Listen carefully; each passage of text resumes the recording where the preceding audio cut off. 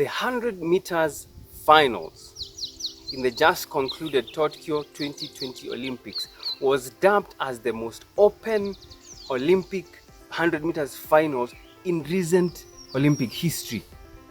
There was no one who was really favored to win gold. It was anyone's for the taking. And 8 talented men who had worked their way to win in their countries, to win through the heats, to win through the semi-finals, stood at the pinnacle of their athletic and professional careers, the Olympic final. But if you remember, something happened. Mark Hughes, a British athlete, false started. And as it is with regulations these days, if you false start, you get a straight red card. So he was disqualified. He could have won it, who knows? But he was disqualified. While he was a talented athlete, undoubtedly so, he failed in the integrity test. There's a scripture that says, "He who strives for mastery, yet is he not crowned unless he strives lawfully." In other words, he who wants to be the best that he can be, to be the best in his field of endeavor, if you fail in the integrity test, it will count for naught. The most devastating thing that I have seen in the recent past is to witness the resignation of New York Governor Andrew Cuomo. Cuomo had become the face of everything that is good with America. He had led New York through the pandemic and he had won admiration world over.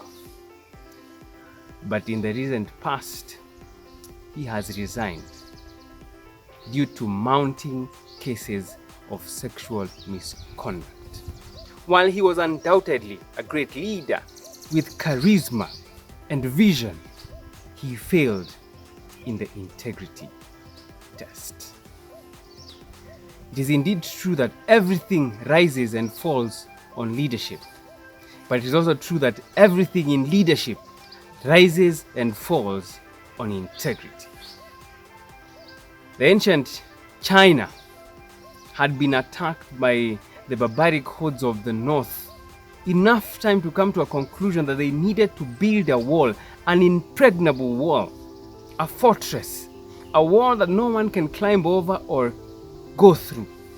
And after many years, the Great Wall of China stood majestic, and they sat behind these walls with a renewed sense of security. But guess what?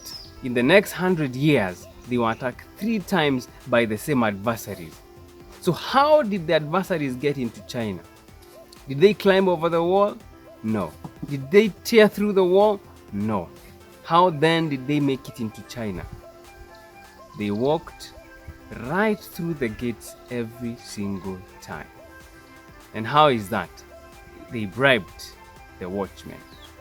While China was busy building walls, they forgot to teach integrity to their children. And that lapse of character became their greatest undoing. And that sums up the African proverb that says, if there is no enemy within, the enemy without can do us no harm. No one is able to take you down faster than you can take yourself down.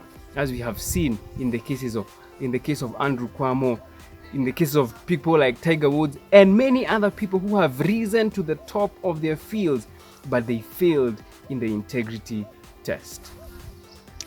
Leadership is a potent combination of character and strategy. But if you must be without one, be without strategy. It doesn't matter how high you climb, it is character that maintains and retains you there. If you climb but your character is weak, one day you will surely come down, and your coming down will be loud. The higher up a tree, a monkey climbs, the more its nakedness is exposed. The more you rise in your field of leadership, the more you are under scrutiny, and the more your integrity becomes of importance. As we chase climbing the corporate ladder, as we chase becoming the top athletes, as we chase whatever our field of endeavor is, if you fail in anything else, may you never fail in the integrity test. Why? For anyone who strives for mastery, yet is he not crowned unless he strives lawfully.